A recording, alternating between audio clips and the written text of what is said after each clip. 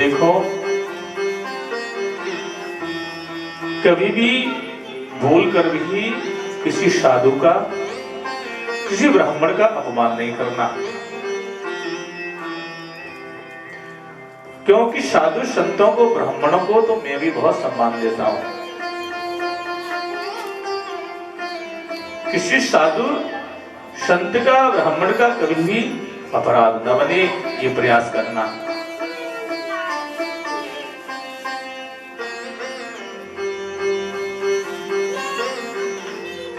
और चार चीजें ऐसी होती हैं, एक बार प्राप्त हो जाए तो कहीं न कहीं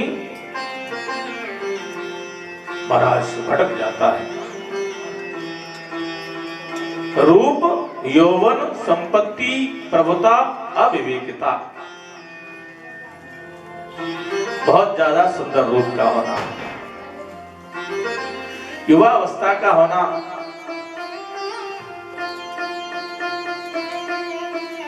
बहुत ज्यादा संपत्ति का होना, और प्रभुता, बड़ा पद मिल जाए कोई। इनमें से चार चीजें किसी के पास हो, भले ही एक हो, लेकिन विवेक नहीं है, बुद्धि नहीं है, तो आपको भटका देंगे। रूप, यौवन, संपत्ति, प्रभुता, अविवेकता।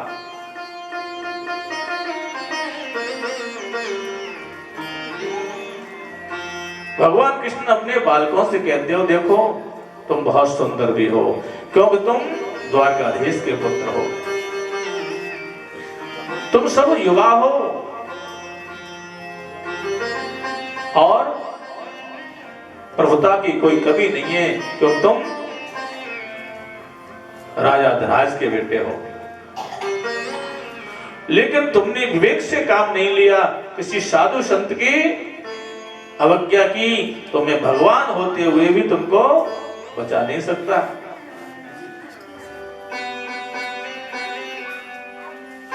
कृष्ण के जो बालक हैं, पुत्र हैं, उन्होंने हंसी मजाक में ही निकाल दिया, पिताजी जब देखो जाओ संतों की, ब्राह्मणों की बड़ाई करते रहते हैं। कालांतर में क्या हुआ, एक दिन सप्तऋषि तपस्या कर रहे थे, बैठे थे, और यही जो बालक हैं, उन्होंने सोचा संतों की परीक्षा लेते हैं, आज पता करते हैं।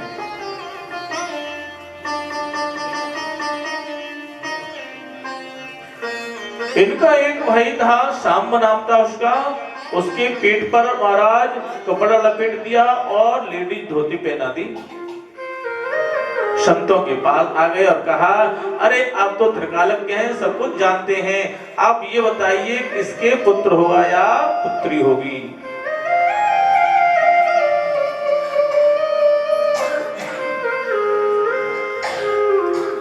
उनमें दुर्वासा ऋषि भी साथ में बैठे थे। दुर्वासा जी ने ध्यान से देखा कि कौन है। दुर्वासा जी ने ध्यान लगाकर देखा, समझ गए ये कोई स्त्री नहीं है, ये तो सांब है। इसके पेट पर कपड़ा लपेट कर आ गए हैं हमारी रक्षा लेने के लिए। दुर्वासा जी को आया क्रोध, और दुर्वासा जी ने कहा, दुष्ट बालकों, तुम हमारी परीक्षा ले रहे हो, इसके अंदर तो एक ऐसा मूसल पैदा होगा जो तुम्हारे कुल का नाश कर देगा। यदुवंश को आज श्राप लग गया। जैसे ही पता लगा महाराज द्वारका में यदुवंश को श्राप हो गया, द्वारका में अशांति रहने लगी। वसुदेव जी को पता चला, उन्होंने उस मूसल को चूर्ण बनाकर के समुद्र में फेंकवा दिया। ऐरावत नाम की घास बन गई।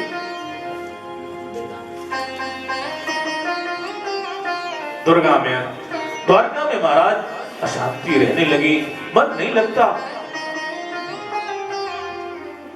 उसी समय नव योगेश्वर महाराज जो ऋषि थे वह द्वारका में आए, उन्होंने सुंदर ज्ञान दिया।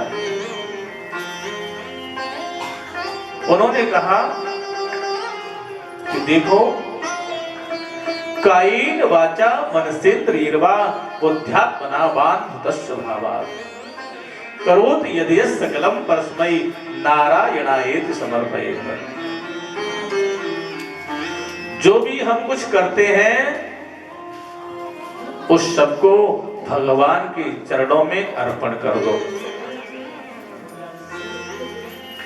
कायेन शरीर से, वाचा माने वाणी से, पैरों से, हाथों से, मन से जो भी हम कर्म करते हैं उस कर्म को भगवान के चरणों में अर्पण कर दो।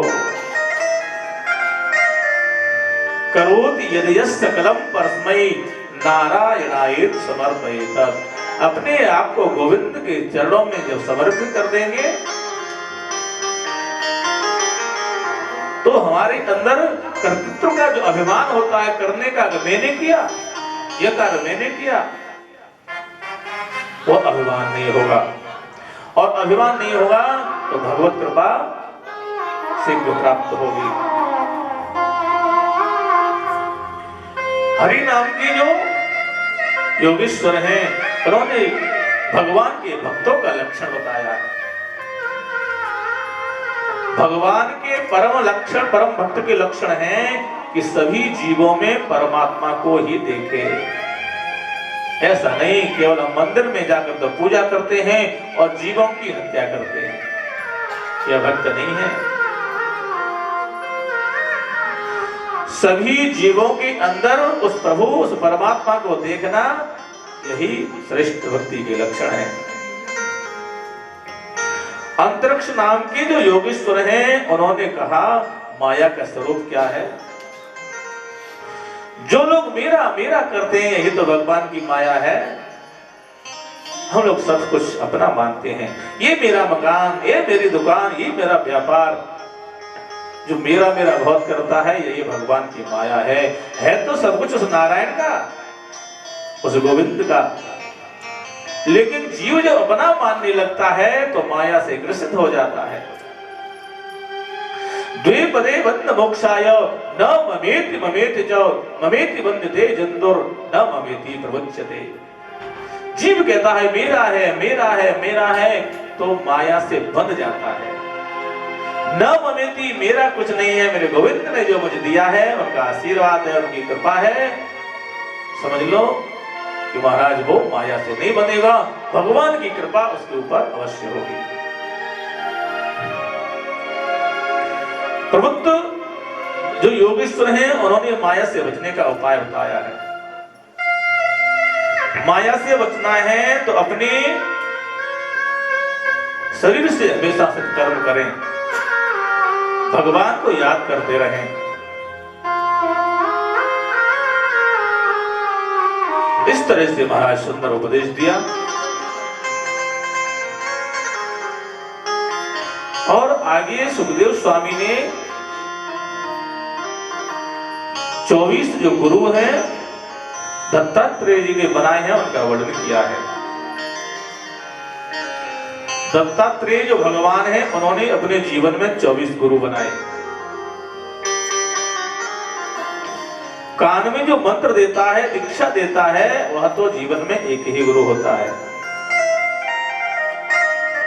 लेकिन जिससे हमें शिक्षा प्राप्त होती है वह भी हमारा गुरु है। इस तरह से यहां इन्होंने 24 गुरुओं को गुरु बनाकर शिक्षा प्राप्त की है। पृथ्वी वायु आकाश आपोग्निश्च चंद्रमा रवि। पृथ्वी को गुरु बनाया, उससे सीखा पृथ्वी कितनी क्षमाशील होती है। सारे कर्म हम पृथ्वी पर करते हैं फिर भी वो हमें क्षमा कर देती है। इसलिए संत को चाहिए क्षमाशील होना चाहिए। वायु को गुरु बनाकर सीखा, वायु जो हवा होती है वो किसी का संग नहीं करती। जहां पुष्प खिल रहे हो तो उसकी खुशबू आपके पास ले आएगी, और दुर्गंध पड़ी हो तो उसकी दुर्गंध भी आपके पास ले आएगी। इसी तरह संत को किसी में आसक्त नहीं होना चाहिए। और जल को गुरु बनाकर सीखा हमेशा मधुर रहना चाहिए। जल को कितना भी आप गर्म कर दीजिए, थोड़ी देर बाद ठंडा हो जाता है, क्योंकि जल का स्वाभाविक जो गुण है शीतलता है। इसलिए संत को हमेशा शांत शीतल रहना चाहिए।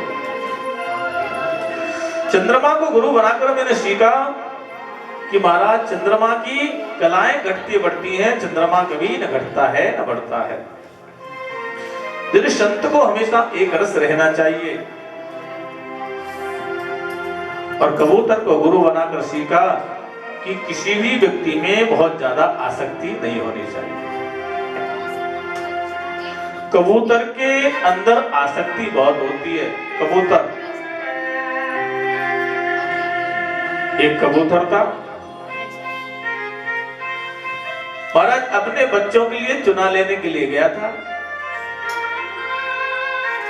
जब तक क्या हुआ, एक बहेलिया ने आकर जाल बिछाया तो उसके बच्चे और उसकी जो पत्नी थी वो जाल में फंस गई। इतने में कबूतर आ गया। उस कबूतर ने देखा कि मेरा परिवार इसमें फंस गया है। महाराज उसने उनके वियोग में अपने प्राणों को त्याग दिया। यहां दत्तात्रेय भगवान कहते हैं कि संत के जीवन में हमेशा एकांतवास होना चाहिए, किसी में मोह नहीं होना चाहिए। संत किसी मोह में पड़ेगा तो कबूतर की तरह मरना पड़ेगा। और अजगर को गुरु बनाया। संत को हमेशा आश्रम में मस्त रहना चाहिए। जो अजगर होता है वो कहीं किसी की नौकरी करने नहीं जाता, जो भगवान की कृपा से मिल जाता है उसको पा लेता है, मस्त पड़ा रहता है। अजगर करैन चाकरी, पंक्षी करैन काम, दास मलुका कह गए सबके दाता राम। भगवान सबको देने वाला है। जब जिसकी स्थिति जैसी होती है परमात्मा उसके सामने वस्तुओं को प्रकट कर देता है। आपने विचार किया होगा, अपने जीवन में भी देखा होगा, अनुभव किया होगा, जो परमात्मा को जो काम करना होता है ना, समय पर अपने आप बन जाते हैं, अपने आप हो जाते हैं। बहुत प्रयास करो, बहुत प्रयास करते हैं, कौन नहीं प्रयास करता अपने जीवन में सफलता प्राप्त करने के लिए, लेकिन परमात्मा की इच्छा नहीं है, जब तक कितना भी प्रयास करो सफल नहीं होता। प्रेम से बोलेंगे राधे राधे। और एक मैंने वैश्या को गुरु बनाया।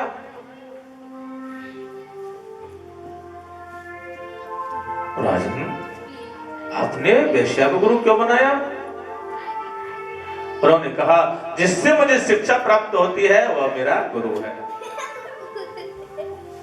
विधि नगरी में पिंगला नाम की वैश्या रहती थी। वैश्या का कार्य यही है, सज धज कर महाराज कोट पर